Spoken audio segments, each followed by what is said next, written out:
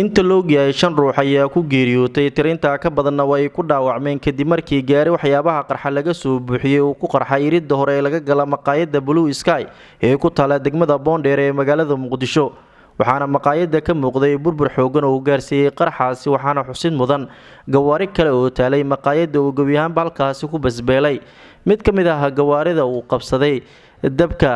ayaa halkaasi waxa soo gaaray gawaarida dabdamiska uu leeyahay maamulka gobolka Banaadir oo damiyay dabkaasi qabsaday gaarigaasi waxaana ciidamada ammaanka ee dawladda Soomaaliya ay xireen wadooyinka soo gala halka uu qarxa uu ka dhacay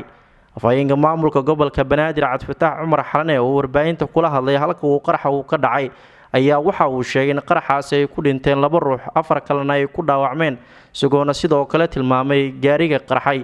in ay erinayeen ciidamada dawladda Soomaaliya waa sidoo hadalka u dhigay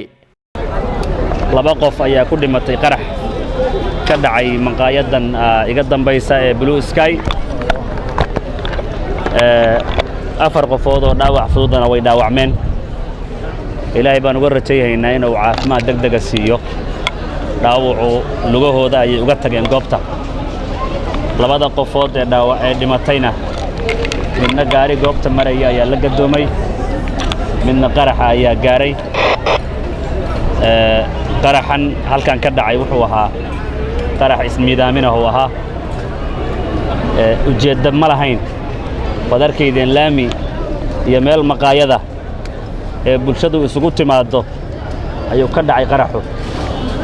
marka waxaan leenahay cadawga ummadda Soomaaliyeed ee shabaab iyo ugus hadafkiina gaari maydaan ayagoo ciidanku eryanayaan oo daba joogan oo og yihiin ayuu gaarigan qarxay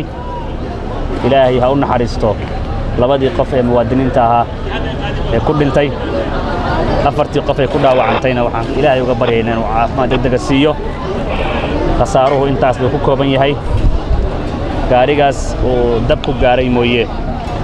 ma jirin cid kale oo wax ku noqotay Cabdiraxmaan Maxamed Cabdi Waabari TV-ga STN Muqdisho